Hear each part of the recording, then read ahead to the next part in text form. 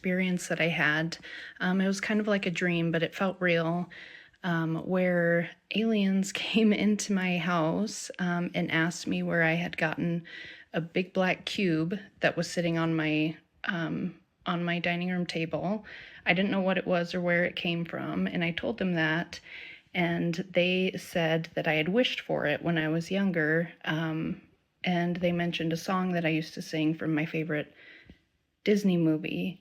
And then they took me out the window with them. And I also felt this buzzing and vibration in the back of my head.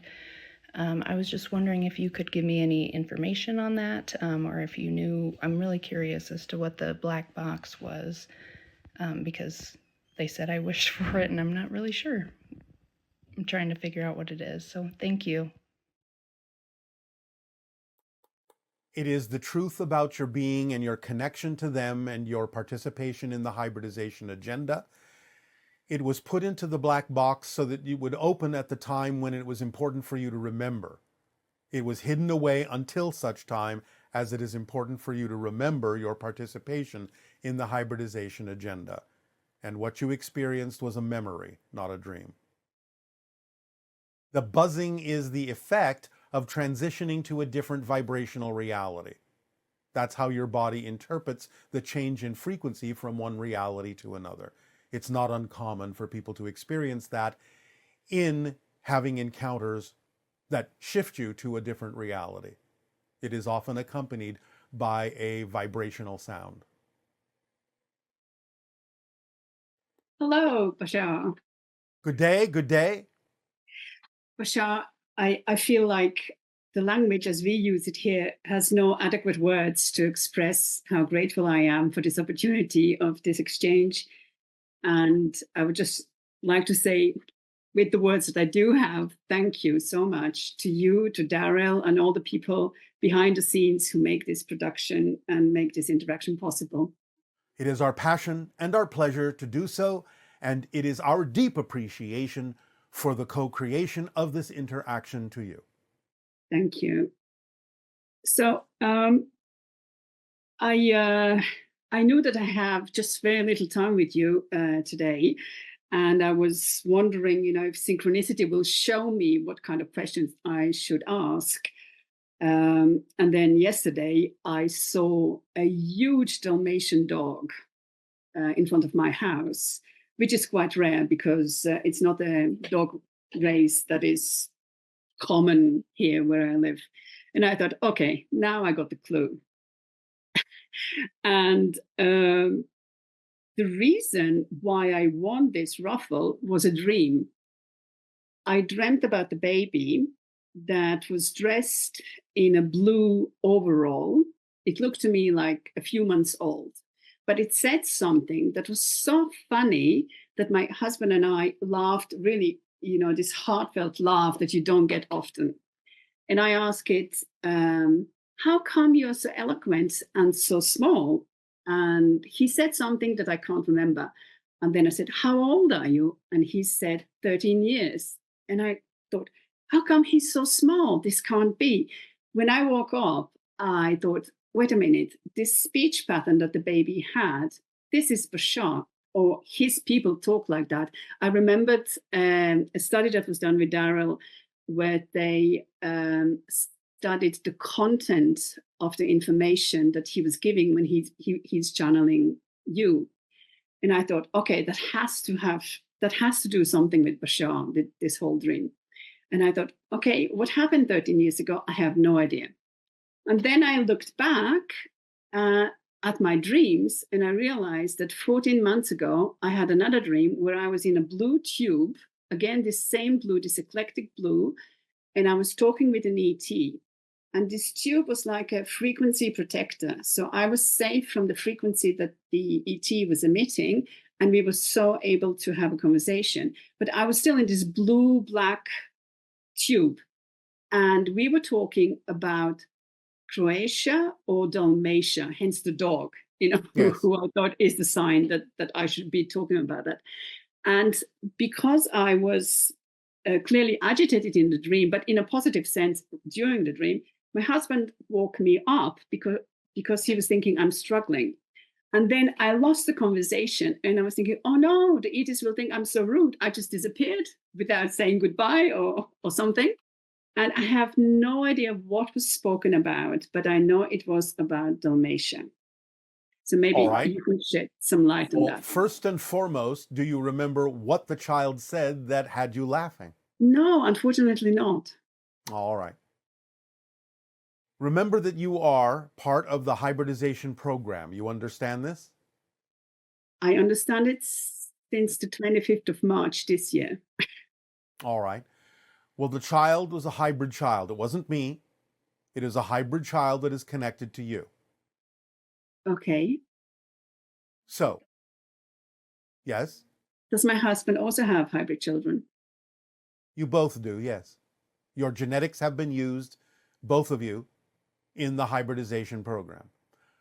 The idea is that the child is awakening within you more understanding, more expansion of consciousness, because again, the age of 13 is the symbol of transformation, the symbol of change, the symbol of letting go of the old ways and beginning the new ways, the symbol of a new cycle.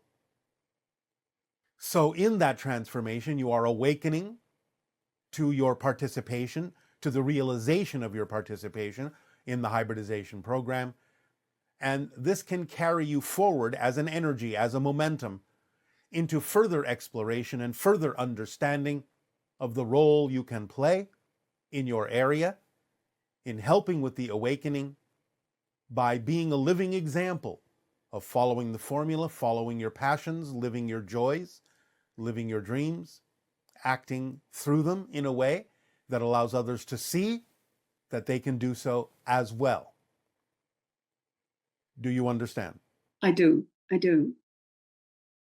So much of the conversation that you are having in those encounters were taking place in a slightly altered reality. And the idea of the blue is a vibration that was acting as a buffer for the vibration of the ET, so you would not be overwhelmed. The idea then is to live up to the frequency that represents your higher self, your soul. And in what ways, I'm asking you, are you able to do that on your planet? How can you be of service to humanity by acting on your passions?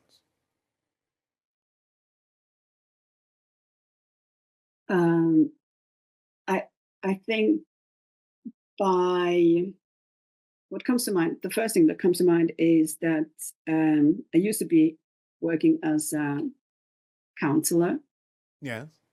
and I have overcome a lot of physical challenges, health challenges, and all right. kinds of challenges. And I think this is an example that no matter what happens, I can still stay in a positive state, irrespective of.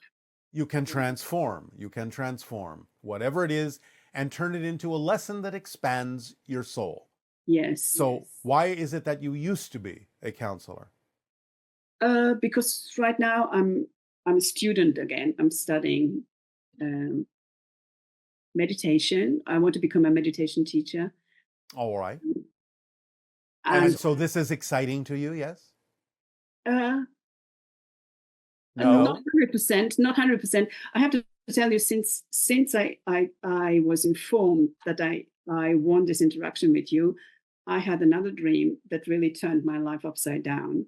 And would you permit me now to tell you the dream? Briefly, yes. Yes. So I had a dream that I was waiting for a bus, and next to me was a man in a wheelchair, and he wanted to go onto the bus, but took my luggage. And I said, "Sir," he was an army veteran, and I said, "Sir, this is my luggage." And then because I was pulling him back, he couldn't enter the bus. But because he was going forward towards the bus, I look at the bus and I see several mantis being standing on the bus. And I'm intrigued, benevolently intrigued. And I say to him, "Oh, look, there are mantis." And he said, "Oh, now I really have to get onto that bus." And the bus was going over a bridge from small city to big city. And the mantis were so alert. they were looking into the direction of where the bus was about to drive. And the air was filled with this alertness. You could cut it with a knife. That's how it felt to me. And I was thinking, okay, I'll go too.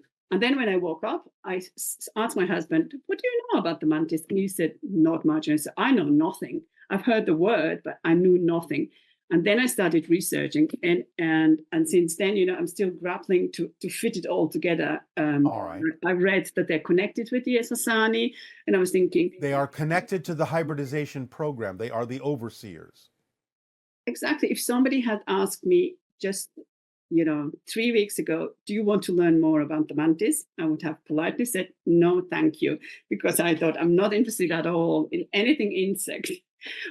And now I think, oh my God, I must be somehow connected with the hybridization program. Otherwise, I wouldn't be dreaming so rapidly after. All right. The symbology is mixed up with an actual presentation on a slightly different level of reality of getting on a ship with the mantises, and the idea of the veteran who is in a wheelchair grabbing your bags is an indication that it is important to let go of old baggage that holds you back in order for you to move forward and join on that ship with the mantises to go from a smaller reality to a larger reality, which is what the bridge represents, going from a smaller city to a larger city. So it's about really letting go of the old baggage, because that baggage holds you back, and allowing yourself to be free enough to move forward, to get on the bus, so to speak, to go in that direction, and to expand your consciousness. Does that help you? Yeah, that does help me. How is the number 55 and 11 connected to the mantis? I had another dream that 55 is mantis and 11 is Sasani. What does this mean? 5 is the number of humanity. The idea is that you create synchronistic numbers for yourself to let yourself know, as like road signs, when you are in the correct vibration to move forward, to come from, to act from in your life. So all the numbers are basically representative of connecting to the one, but expressing it through your human self in a way that is more representative of your higher mind, of your soul, the one. Okay. And is the flower iris somehow connected to any of the hybrid children? Yes. It is not only the name of a hybrid child, the idea of the iris is that which opens up wider to allow more light in. Yes. It is not just the idea of the flower. It is more the idea of the iris that opens in your eye, the iris that opens in a camera lens to allow more light in. So open up and let more light in. Let go of the old baggage that's holding you down. Okay, thank you. Thank you. Thank you. Does this serve you? That serves me very much. Thank you. All right. We thank you. Aveo. Aveo.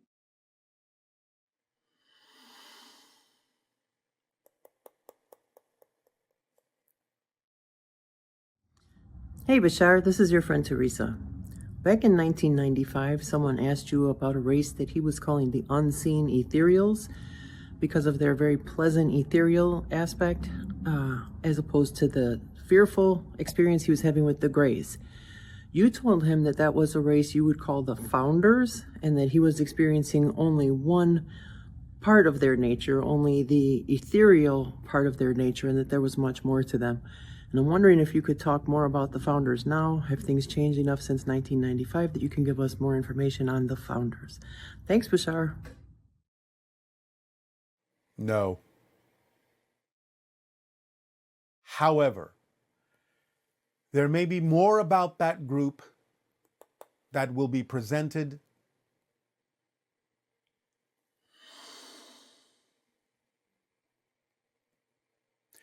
within 3 to 5 of your years, not necessarily from us, but more information about them within 3 to 5 of your years, coming from a different source.